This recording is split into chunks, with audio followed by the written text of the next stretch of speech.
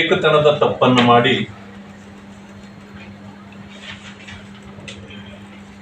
ಇಡೀ ರಾಜ್ಯದಲ್ಲಿ ಬಹುಶಃ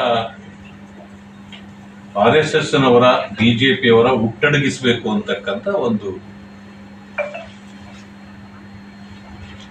ತಲೆಯಲ್ಲಿ ಇಟ್ಕೊಂಡು ಮಾಡಿದ್ರು. ಅದೇನಾಯ್ತು ಅಂತಂದ್ರೆ ಮಿಸ್ಫೈರ್ ಆಗಿದೆ ಅವರಿಗೆ. ಇಡೀ ರಾಜ್ಯದಲ್ಲಿ ಎಲ್ಲೆಲ್ಲಿ ಪಥಸಂಚಲನಕ್ಕೆ 300, 400, 500 ಜನರು ಅಷ್ಟೇ ಸಂಖ್ಯೆ ಸೇರ್ಕೊಳ್ತಿತ್ತೋ ಅಲ್ಲಿ 5,000, 10,000ಕ್ಕೆ ಏರಿಕೆ ಆಗಲಿಕ್ಕೆ ಇವತ್ತು ಕಾಂಗ್ರೆಸ್ನವರು ಪ್ರೋತ್ಸಾಹ ಕೊಟ್ಟಿದ್ದಾರೆ ಅಂತ ನಾನು ಹೇಳ್ತೇನೆ. ಇದನ್ನೇ ನಾನು ಹೇಳಿದ್ದು, ಕೆಲವು ಸಾರಿ ತಪ್ಪಿನಲ್ಲೂ ಒಳ್ಳೆಯದನ್ನ ಕಾಣಬಹುದು ಅಂತ. ಎಲ್ಲಕ್ಕಿಂತ ಮಿಗಿಲಾಗಿ ದೇಶದಲ್ಲಿ ಮೋದಿಜಿಯವರು ಒಂದು ದೇಶ ಒಂದು ಕಾನೂನು ಅಂತಕ್ಕಂಥ ವಿಚಾರವನ್ನ ಪ್ರಸ್ತಾಪ ಇಟ್ಟಿದ್ದಾರೆ. ಕಾಂಗ್ರೆಸ್ ಪಕ್ಷ ಇಡೀ ದೇಶದಲ್ಲಿ ಅದನ್ನ ವಿರೋಧಿಸ್ತಾ ಬಂತು, ಕೆಲವರನ್ನ ಎತ್ತುಕಟ್ಟುವ ಕೆಲಸವನ್ನು ಮಾಡ್ತು. ಆದ್ರೆ ಈಗ ನನಗೆ ಅನಿಸಿದ್ದು ನೋಡಿದ್ರೆ ರಾಜ್ಯದಲ್ಲಿ ಸರ್ಕಾರ ಎಲ್ಲಕ್ಕೂ ಕಾನೂನು ಎಲ್ಲರಿಗೂ ಒಂದೇ ಅಂತಕ್ಕಂಥ ಮಾತನ್ನ ಹೇಳ್ತಾ, ನೀವು ಯಾವುದೇ ಸಭೆ ಸಮಾರಂಭಗಳನ್ನ ಯಾರೇ ಮಾಡೋದಾದ್ರೂ ಕೂಡ ಸರ್ಕಾರದ ಪೂರ್ವಾನುಮತಿ ಅಗತ್ಯ ಅನ್ನೋ ಮಾತನ್ನ ಮುಂದಿಟ್ರು. ಮೊದಲು ಬ್ಯಾನ್ ಮಾಡಿ ಅಂದ್ರು RSS, ಈಗ ಪರ್ಮಿಷನ್ ತಗೊಳ್ಳಿ ಅಂದ್ರು. ಪರ್ಮಿಷನ್ ತಗೊಳ್ಳದೆ RSS ಆಗ್ಲಿ ಬಿಜೆಪಿ ಆಗ್ಲಿ ಯಾರು ಕೂಡ ಪರ್ಮಿಷನ್ ಇಲ್ಲದೆ ಮಾಡ್ಲಿಕ್ಕೆ ಆಗೋದಿಲ್ಲ. ಅದು ಕಾನೂನು, ಸಂವಿಧಾನದ ನಮಗೆ ಕೊಟ್ಟಿರ್ತಕ್ಕಂಥ ಕಟ್ಟಳೆ. ಇದರ ಮಧ್ಯದಲ್ಲಿ ಅವ್ರು ಮಾಡಿದ್ದೇನು ಅಂತ ಅವ್ರಿಗೆ ಅರ್ಥವೇ ಆಗಲಿಲ್ಲ. ಅವರದೇ ವೋಟ್ ಬ್ಯಾಂಕ್ ಆಗಿರ್ತಕ್ಕಂಥ ಮುಸ್ಲಿಂ ಬಂಧುಗಳು ಹಬ್ಬ ಹರಿದಿನಗಳಲ್ಲಿ ಯಾವುದೇ ಪರ್ಮಿಷನ್ ಇಲ್ಲದೆ ಬೀದಿಗಿಳಿದು ಮಾಡ್ತಿದ್ರು, ಬಂದ್ ಮಾಡಿ ರಸ್ತೆಗಳನ್ನ ನಮಾಜ್ ಮಾಡ್ತಿದ್ರು. ಈದ್ ಮಿಲಾದಲ್ಲಿ ತೋರಣಗಳನ್ನ ಕಟ್ಕೊಂಡು ಕತ್ತಿ, ಬಾಕು, ತಲವಾರುಗಳನ್ನು ಹಿಡ್ಕೊಂಡು ಓಡಾಡ್ತಿದ್ರು. ಇವುಗಳಿಗೆಲ್ಲ ಈಗ ಇದೇ ಸರ್ಕಾರ ಅವರನ್ನ ಅಡಿಕೆ ಕತ್ತರಿಯಲ್ಲಿ ಶಿಕ್ಷಿಸ್ಬಿಡ್ತು. ಯಾಕೆಂತಂದ್ರೆ ಕಟ್ಟಳೆ ಅವ್ರಿಗೂ ಆಯ್ತಲ್ಲ ಈಗ. ಹೀಗೆ ಬಹಳ ಸಂತೋಷ. ಪರೋಕ್ಷವಾಗಿ ಮೋದಿಜಿಯವರ ಒಂದು ದೇಶ ಒಂದು ಕಾನೂನಿಗೆ ಕಾಂಗ್ರೆಸ್ ಈಗ ಒಂದು ರೀತಿಯ ಬೆಂಬಲವನ್ನು ಸೂಚಿಸಿದೆ ಅಂತ ನನಗೆ ಅನಿಸುತ್ತೆ. ಆದ್ರಿಂದಾಗಿ ಈ ದೇಶದಲ್ಲಿರ್ತಕ್ಕಂಥ RSS ರಿಜಿಸ್ಟರ್ ಆಗಿದೆಯಾ ಅಂತ ಕೇಳ್ತಾರೆ ಕಾಂಗ್ರೆಸ್. ಒಂದು ಸರ್ಕಾರ ಮಾಡತಕ್ಕಂಥವರಿಗೆ ಸ್ವಲ್ಪ ವಿವೇಕ ಇರಬೇಕು. ರಿಜಿಸ್ಟರ್ ಆಗಲೇಬೇಕು ಅಂತ ಕಾನೂನಲ್ಲಿಲ್ಲ. ರಿಜಿಸ್ಟರ್ ಆದ್ರೆ ತಪ್ಪು ಇಲ್ಲ. ಕಾನ್ಸ್ಟಿಟ್ಯೂಷನ್ ಏನ್ ಹೇಳ್ತದೆ ಅಂತಂದ್ರೆ, ನೀವು ದೇಣಿಗೆ ಪಡಿಬೇಕಾದ್ರೆ, ಟ್ಯಾಕ್ಸ್ ಕಟ್ಟೋದನ್ನ ರಿಬೇಟ್ ಬೇಕಾದ್ರೆ ಇಂಥವುಗಳಿಗೆಲ್ಲ ರಿಜಿಸ್ಟರ್ ಆಗಿದ್ರೆ ಮಾತ್ರ ಅಂತ. ಇದು ನಿಮ್ಮ ಯಾರನ್ನೂ ದೇಣಿಗೆ ಕೇಳೋದಿಲ್ಲ. ಇದು ಎಲ್ಲಕ್ಕಿಂತ ಮಿಗಿಲಾಗಿ RSS ಅಂತಕ್ಕಂಥ ಸಂಸ್ಥೆಗೆ ಸದಸ್ಯತ್ವವೇ ಇಲ್ಲ. ಸದಸ್ಯತ್ವ ಯಾವಾಗ ಬರ್ತದೆ ಅಂದ್ರೆ, ನೀವು ರಿಜಿಸ್ಟ್ರೇಷನ್ ಆಗಿದ್ರೆ ಮಾತ್ರ. ಈ ವಿವೇಕವು ಕೂಡ ಅವ್ರಿಗೆ ಇಲ್ಲದೆ ಇರತಕ್ಕಂಥದ್ದು ವಿಪರ್ಯಾಸ. ಸರ್ಕಾರಿ ಅಧಿಕಾರಿ PDO ಒಬ್ಬರು ಭಾಗಿಯಾಗಿದ್ದಾರೆ ಅಂತ ಅವ್ರನ್ನ ಅಮಾನತು ಮಾಡಿದ್ದಾರೆ ಸರ್ಕಾರ. ನಿನ್ನೆ ನಾನು ಹೇಳಿದ್ದೇನೆ, RSS ರಾಜಕೀಯೇತರ ಸಂಸ್ಥೆ. ಈಗ DSS ಅನ್ನೋದು ಹೇಗಿದೆ, RSSಗೆ 100 ವರ್ಷಗಳು ಸೆಂಚುರಿ, DSSಗೆ 50 ವರ್ಷಗಳಾಯ್ತು. ಅವರು ಅವರ ಹಕ್ಕುಗಳಿಗಾಗಿ ಹೋರಾಟ ಮಾಡ್ತಾರೆ. RSS ದೇಶ ರಕ್ಷಣೆಗಾಗಿ, ದೇಶ ಮೊದಲು ದೇಶ ನಮ್ಮದು ಅಂತೇಳಿ ಹೋರಾಟ ಮಾಡ್ತಾರೆ. ಡಿಫರೆನ್ಸ್ ಇಷ್ಟೇ. ಈ ರೀತಿ ಮಾಡುವಾಗ ಹೋರಾಟಗಳು ಅವರವರದೇ ರೀತಿಯಲ್ಲಿ ಇರುತ್ತದೆ.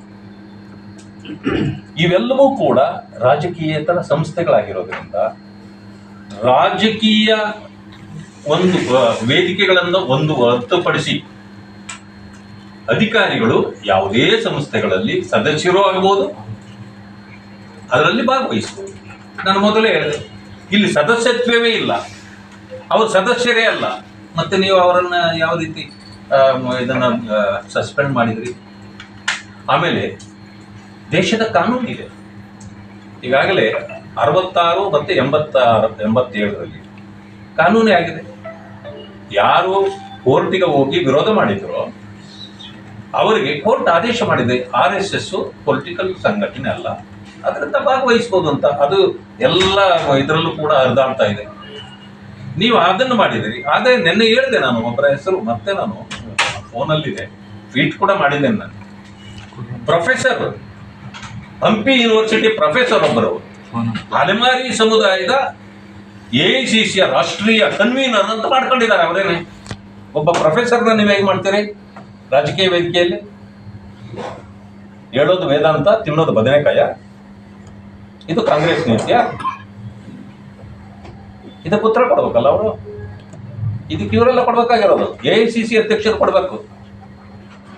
ಏನು ಸ್ವಾಮಿ, ನೀವು PDOನ ಸಸ್ಪೆಂಡ್ ಮಾಡಿದ್ರಿ, ಬಿಡಿ, ನಾವು ಯಾವತ್ತೂ ಯಾಕೆ ಮಾಡಿದ್ರಿ ಅಂತ ಕೇಳೋದಿಲ್ಲ. There is a law of the land, we will approach the court. Okay, court will give the remedy to it. ಚನ್ನಪಟ್ಟಣದಲ್ಲಿ ಪೊಲೀಸರು ಕವಾಲಿ ಕಾರ್ಯಕ್ರಮದಲ್ಲಿ ಅವರು ಹಣ ಸ್ವೀಕಾರ ಅವ್ರ ಮೇಲೆ ಕ್ರಮ ಕೈಗೊಂಡಿಲ್ಲ. ಈಗ PDO ಒಬ್ಬರು ಭಾಗಿಯಾಗಿದ್ದಾರೆ, ಅವ್ರ ಮೇಲೆ ಕ್ರಮ ಕೈಗೊಂಡಿದ್ದಾರೆ. ಮೊದಲು ಪೊಲೀಸರ ಮೇಲೆ ಕ್ರಮ ಕೈಗೊಳ್ಳಬೇಕು ಅಂತ ಕುಮಾರಸ್ವಾಮಿ ಅವರು ಈಗ ನೋಡಿ, ಭಾರತ್ ಮಾತಾ ಕಿ ಜೈ ಜಿಂದಾಬಾದ್ ಅಂದವರ ಮೇಲೆ ಆಕ್ಷನ್ ಆಗ್ತದೆ, ಪಾಕಿಸ್ತಾನ್ ಜಿಂದಾಬಾದ್ ಅಂದವರ ಮೇಲೆ ಆಕ್ಷನ್ ಆಗಲ್ಲ. ಯಾರು ಅದರಲ್ಲೂ ಇದು ರಾಜ್ಯಸಭಾ ಮೆಂಬರ್ ಅವರ ಜೊತೆಯಲ್ಲಿರೋರು ಅಂದಾಗ ಅವ್ರ ಮೇಲೆ ಆಕ್ಷನ್ ಆಗಲ್ಲ. ಅವರಿಗೆ 90 ನೋಟಿಸ್ ಬಂದಿದೆ ಇದುವರೆಗೆ, ಒಂದು ನೋಟಿಸ್ಗೂ ಉತ್ತರ ಕೊಟ್ಟಿಲ್ಲ, ಇವರು ಯಾರು ಮಾಡಲಿಲ್ಲ. ಅದೇ ಬಿಜೆಪಿ ಅಥವಾ ಅದರ ಸಂಬಂಧಿತ ಕಾರ್ಯಕರ್ತರು ಯಾರಾದ್ರು ಒಂದೇ ಒಂದು ವಾಕ್ಯ ತಮ್ಮ ಫೇಸ್ಬುಕ್ಗಳಲ್ಲಿ ಹಾಕೊಂಡ್ರೆ ರಾತ್ರಿ ಬಂದು ಅರೆಸ್ಟ್ ಮಾಡ್ಕೊಂಡು ಹೋಗ್ತಾರೆ, ಜೈಲಿಗೆ ಹಾಕ್ತಾರೆ. ಅಂದ್ರೆ ಯಾವ ರೀತಿ ಇದಿದೆ ಅಂತಂದ್ರೆ 1975-76 ಮತ್ತೆ ನೆನಪಿಸುವಂತ ಎಮರ್ಜೆನ್ಸಿಯನ್ನ ಪರೋಕ್ಷವಾಗಿ ಈ ಕಾಂಗ್ರೆಸ್ ಸರ್ಕಾರ ಘೋಷಣೆ ಮಾಡ್ಕೊಂಡಿದ್ದಾರೆ ಅಂತೇಳಿ ಅನ್ಸುತ್ತೆ. ಇದಕ್ಕೆ ಜನ ಉತ್ತರ ಕೊಡ್ತಾರೆ. ಇನ್ನೆಷ್ಟು ದಿನ ಇರ್ಲಿಕ್ಕೆ ಸಾಧ್ಯ? ಈಗಾಗಲೇ ಮಂತ್ರಿಗಳು, ಮುಖ್ಯಮಂತ್ರಿಗಳು ಜನರಿಗೆ ಸಿಗ್ತಾ ಇಲ್ಲ. ಯಾಕೆ ಅಂತಂದ್ರೆ ಅವರ ಸಮಸ್ಯೆಗಳ ಪರಿಹಾರ ಮಾಡ್ಲಿಕ್ಕೆ ಅವ್ರಿಗೆ ಆಗ್ತಾ ಇಲ್ಲ. ಅವ್ರನ್ನ ಎಲ್ಲಿ ನೋಡ್ಕೊಳ್ಬಹುದು ಅಂತಂದ್ರೆ ಮಳೆ ಬಹಳ ಬರ್ತಾ ಇದೆ, ಎಲ್ಲಾ ಕಡೆ ಗುಂಡಿಗಳು ಬಿದ್ದೋಗಿದೆ ಇಡೀ ರಾಜ್ಯದಲ್ಲಿ, ಬರೀ ಇಲ್ಲಿ ಅಲ್ಲ. ಗುಂಡಿಯಲ್ಲಿ ನಿಂತಿರೋ ನೀರಲ್ಲಿ ಇವ್ರ ಮುಖಗಳು ಕಾಣ್ತದೆ, ಇನ್ನೆಲ್ಲೂ ಸಿಗ್ತಾ ಇಲ್ಲ. ಜನ ಇಂಥ ಪರಿಸ್ಥಿತಿಯಲ್ಲಿ ಈ ಸರ್ಕಾರ ನಡ್ಕೊಂಡು ಅವ್ರಿಗೇನು ಅನ್ಸಿದೆ, ಮುಂದೆ ಹೆಂಗೋ ನಮ್ಮ ಸರ್ಕಾರ ಅಲ್ಲ, ಎಷ್ಟು ದಿವಾಳಿ ಮಾಡೋಕ್ಕಾಗ್ತದೋ ಎಲ್ಲ ಮಾಡಿ ಹೋಗ್ಬಿಡೋಣ, ಮುಂದೆ ಬಂದರೆ ಅನುಭವಿಸ್ಕೊಳ್ಳಿ ಅಂತ ಹೇಳಿ ಈಗಲಿಂದಲೇ ಪ್ರಾರಂಭ ಮಾಡ್ಕೊಂಡಂಗೆ ಕಾಣ್ತದೆ. ಸರ್, ಗುತ್ತಿಗೆದಾರರಿಗೆ ಏನೋ ನ್ಯಾಯ ಸಿಗುತ್ತೆ ಸರ್? ಗುತ್ತಿಗೆದಾರರಿಗೆ ನ್ಯಾಯ ಕೊಡುವಂಥದ್ದನ್ನು ಹೇಳಿದ್ದಾರೆ ಅವರು. ನೀವು ಕಾಂಟ್ರಾಕ್ಟ್ ಯಾಕೆ ತಗೊಂಡ್ರಿ? ಕಾಂಟ್ರಾಕ್ಟೇ ತಗೋಬಾರ್ದಾಗಿತ್ತು ಅಂತ ಇನ್ನು ನ್ಯಾಯ ಏನು ಕೊಡ್ತಾರೆ? 33,000 ಕೋಟಿ 27 ತಿಂಗಳಿಂದ ಬಂದಿಲ್ಲ ಅಂತ. ಸರ್ಕಾರಿ ಅಧಿಕಾರಿಗಳು, ಒಬ್ಬ ಮೊನ್ನೆ ನೀರುಗಂಟಿ ಅಂತಕ್ಕಂಥವನು ಚಾಮರಾಜನಗರದಲ್ಲಿ ಆಫೀಸ್ ಮುಂದೆ ಹೋಗಿ ನೇಣು ಬಿದ್ದುಕೊಂಡಿದ್ದಾನೆ. ಅವನೇನು ಹೇಳ್ತಾನೆ, 27 ತಿಂಗಳಿಂದ ನನಗೆ ಸಂಬಳ ಬಂದಿಲ್ಲ. ಇವ್ರ ಸರ್ಕಾರ ಬಂದು ಎಷ್ಟಾಯ್ತು? 2.5 ವರ್ಷ ಆಯ್ತು. ಅಂದ್ರೆ ಇವ್ರ ಸರ್ಕಾರ ಬಂದ ಮೇಲೆ ಸಂಬಳಗಳೇ ಕೊಟ್ಟಿಲ್ಲ. ಅನೇಕ ಡಿಪಾರ್ಟ್ಮೆಂಟ್, ಲೈಬ್ರರಿಯನ್ ಇದರಲ್ಲಿ ಸೇಡಂನಲ್ಲಿ ಅವರು ನೇಣಾಕ್ಕೊಂಡು ಹೋಗಿದ್ದಾರೆ. ಅದು ಯಾರ ಡಿಪಾರ್ಟ್ಮೆಂಟು? ಪ್ರಿಯಾಂಕಾ ಖರ್ಗೆ. ಈ ನೀರ್ಗಂಟೆ ಯಾರು? ಅವ್ರದ್ದೇ ಡಿಪಾರ್ಟ್ಮೆಂಟ್. ಇವರು ಸುತ್ತಿ ಬಳಸಿ ಮಾನ್ಯ ಪ್ರಿಯಾಂಕಾ ಖರ್ಗೆ ಅವರು ಅಮೇರಿಕಾದ ಮಾತಾಡ್ತಾರೆ, ಚೈನಾದ ಮಾತಾಡ್ತಾರೆ, ಅಫ್ಘಾನಿಸ್ತಾನ ಮಾತಾಡ್ತಾರೆ, ಪಾಕಿಸ್ತಾನ ನಮ್ಮದೇ ಅಂತಾರೆ. ಇಲ್ಲಿಂದ ಯಾರು ಮಾಡಬೇಕು? ನಿನಗೆ ಕೊಟ್ಟ ಈ ಅಧಿಕಾರವನ್ನೇ ನಡೆಸಲಿಕ್ಕೆ ಆಗದೆ ಇರತಕ್ಕಂಥ ಒಬ್ಬ ವ್ಯಕ್ತಿ ಇಡೀ ಪ್ರಪಂಚನ ಮಾತಾಡಿದ್ರೆ ಪ್ರಯೋಜನ ಏನು? ನೀವು ಪ್ರಪಂಚದ ಮಂತ್ರಿ ಅಲ್ಲ, ರಾಜ್ಯದ ಮಂತ್ರಿ. ನಿಮ್ಮ ಕೆಲಸವೇ ಮಾಡ್ಲಿಕ್ಕೆ ನಿಮಗೆ ಆಗ್ತಾ ಇಲ್ಲ, ಬೇರೆಯವರ ಉಸಾಬರಿ ನಿಮಗೆ ಆಯ್ತು. ಕೆಲಸಕ್ಕೆ ಅವರು, ನಾನು ಹೇಳ್ಬೇಕಾದ್ರೆ ಒಂದೇ ಇದರಲ್ಲಿ ದುರಂಕಾರಿ ಮಂತ್ರಿ. ದುರಂಕಾರಕ್ಕೆ ಯಾರನ್ನಾದ್ರೂ ಒಬ್ಬರನ್ನ ಮಂತ್ರಿ ಮಾಡ್ಬೇಕಂದ್ರೆ ಅವ್ರನ್ನೇ ಮಾಡ್ಬೇಕು. ಅದರಲ್ಲೂ ಅವ್ರು 3 ಸಾರಿ ಗೆದ್ದಿದ್ದಾರೆ ಚುನಾವಣೆಯಲ್ಲಿ, 4 ಸಾರಿ ಟಿಕೆಟ್ ತಗೊಂಡಿದ್ದಾರೆ. 1 ಸಾರಿ ಗೆದ್ದಿದ್ದಾರೆ, ಸೋತಿದ್ದಾರೆ, 3 ಸಾರಿ ಗೆದ್ದಿದ್ದಾರೆ. ಸೋತರು, ಮಂತ್ರಿ ಇಲ್ಲ. ಗೆದ್ದ ತಕ್ಷಣ ಮಂತ್ರಿ, 2ನೇ ಸಾರಿ ಗೆದ್ದ ತಕ್ಷಣ ಮಂತ್ರಿ, 3 ಸಾರಿ ಗೆದ್ದ ತಕ್ಷಣ ಮಂತ್ರಿ. ಇಂಥವರು ಎಷ್ಟು ಜನ ಅದೃಷ್ಟವಂತರಿದ್ದಾರೆ ಕಾಂಗ್ರೆಸ್ ಅಲ್ಲಿ? ಇದು ಯಾರ ಬಲದಿಂದ? ಅಪ್ಪನ ಬಲದಿಂದ. ಇಲ್ಲಾಂದ್ರೆ ಕಾಂಗ್ರೆಸ್ ಪಾರ್ಟಿಯ ಕಚೇರಿಯಲ್ಲಿ ಇವರಿಗೆ ಕುಡಿಸೋ ಕೆಲಸನೂ ಬಹುಶಃ ಯಾರು ಕೊಡ್ತಾರೆ. ಊರನ ಉಸಾಬರಿ ಮಾತಾಡ್ತಾರೆ, ನನ್ನ ಕೆಲಸ ಮಾಡ್ಲಿಕ್ಕೆ ಆಗೋದಿಲ್ಲ. ಮಾತಾಡ್ತಿದ್ರೆ ದಲಿತರು ದಲಿತರು ದಲಿತರು, ನನ್ನಲ್ಲಿ ದಲಿತ ರಕ್ತ ಅನಿಸ್ತದೆ. ದಲಿತತ್ವ ಏನಾದ್ರೂ ಅಮರ್ಷಿದೆಯಾ? ನಾನು ಒಂದು ಪ್ರಶ್ನೆ ಕೇಳ್ತೀನಿ. ಈಗ ನನ್ನ ಮಗ ಇಲ್ಲ, ನನ್ನ ಜೊತೆಲಿ ಗಣವೇಶ ಹಾಕ್ಬೇಕು ಅಂತ ಬಂತು. ಲೀಡರ್ಗಳ ಮಕ್ಕಳು ಯಾರಾದ್ರೂ ಗಣವೇಶ ಹಾಕ್ತಾರ? ಎಲ್ಲ ಬಡವರ ಮಕ್ಕಳಿಗೆ ಹಾಕ್ಸ್ತಾರೆ ಅಂತ ನೋಡಿ. ಇವ್ರು ಬಡವರ ಮಕ್ಕಳು, ಇವರು ಬಡವರ ಮಕ್ಕಳು ಗಣವೇಶ ಬಂದಿದ್ರು. ಹೋಗ್ಲಿ, ಪ್ರಿಯಾಂಕ ಖರ್ಗೆಗೆ ಯಾರ್ಯಾರು RSS ಅವ್ರ ಮಕ್ಕಳು ಯಾರು ಒಂದು ಗೊತ್ತಿದ್ಯಾ? ಇವ್ರ ಹತ್ರ ಏನು ಫೋಟೋ ಇಟ್ಕೊಂಡವ್ರ, ವಿಡಿಯೋ ಇಟ್ಕೊಂಡಿದಾರ? ಯಾರ್ಯಾರು ಬಂದು ಭಾಗವಹಿಸ್ತಾರಂತೆ ನಿಮ್ಗೇನು ಗೊತ್ತಾಗುತ್ತೆ? ಭಾಗವಹಿಸ್ತಾರೆ ಅಷ್ಟೇ. ಓಕೆ, ನೀವು ನಮ್ಮನ್ನು ಪ್ರಶ್ನೆ ಮಾಡಿ ಬಂದ್ರೆ ಪ್ರಶ್ನೆ ಮಾಡೋದು ತಪ್ಪು. ನೀವು ದಲಿತರಲ್ವಾ? ದಲಿತರು ಸುಮಾರು 6-7 ದಶಕಗಳಿಂದ ಈ ರಾಜ್ಯದಲ್ಲಿ ಇಷ್ಟೊಂದು ಪರಿತಪಿಸ್ತಾರೆ, ತೊಂದರೆ ಪಡ್ತಾರೆ, ಅನ್ಯಾಯಕ್ಕೊಳಗಾಗಿದ್ದಾರೆ, ಅಪ್ರೆಷನ್ ರಿಪ್ರೆಷನ್ ಅಂತ ಇಷ್ಟೆಲ್ಲ ಮಾತಾಡ್ತೀವಲ್ಲ. ಸಮಸ್ಯೆಗಳಿಗಾಗಿ ದಲಿತರು ಹೋರಾಟ ಮಾಡ್ತಾರಲ್ಲ. ನೀವು ದಲಿತ ಕುಟುಂಬದವರಾಗಿ ಎಷ್ಟು ದಲಿತರ ಸಮಸ್ಯೆಗಳಿಗೆ ಹೋರಾಟಕ್ಕೆ ಬಂದಿದ್ದೀರಿ ನಿಮ್ಮ ಫ್ಯಾಮಿಲಿಯಲ್ಲಿ? ಇಡೀ ನಿಮ್ಮ ಇದು ಯಾರಾದ್ರೂ ನೀವು ದಲಿತ ಸಂಘರ್ಷ ಸಮಿತಿ ಅಥವಾ ಇನ್ನೊಂದು ದಲಿತ ಸಂಘಟನೆ ಯಾರಾದ್ರೂ ಮೆಂಬರ್ ಇದ್ದೀರಾ? ದಲಿತರ ಹೆಸರಿನಲ್ಲಿ ಕಬಳಿಸಿ ಇವತ್ತು ಲಕ್ಷಾಂತರ ಕೋಟಿಗಳು ಮಾಡಿಬಿಟ್ಟಿದ್ದಾರೆ ಅಂತ ಜನ ಮಾತಾಡ್ತಾರೆ ಹೊರಗಡೆ. ಎಷ್ಟು ಮಾಡಿದಾರೋ ಗೊತ್ತಿಲ್ಲ ನನಗೇನು ಹೇಳ್ತಾರ, ಬೇಕಾದಷ್ಟು ಮಾಡಿದಾರೆ ಅಂತ ಕೇಳ್ಕೊಳ್ತಾರೆ, ಜನ ಹೇಳ್ತಾರೆ. ಅದು ಲೋಕಾಯುಕ್ತಕ್ಕೆಲ್ಲ ಕೊಟ್ಟಿದ್ದಾರೆ, ಅವೆಲ್ಲ ಎದುರಿಸ್ತಿದ್ದಾರೆ. ಅದೇ ಎಷ್ಟನ ಮಾಡಿದ್ಲಿ. ಮನೆ ಮುಂದೆ ಬಂದ ದಲಿತರಿಗೆ ನೀರು ಕೊಡಲ್ಲ, ದಲಿತರು ಮಾತಾಡ್ತಾರೆ. ಅಂಬೇಡ್ಕರ್ ರಕ್ತ ನನ್ನಲ್ಲಿ ಹರಿತದೆ ಅಂತ ನೋಡಿ. ನಾನು BJP,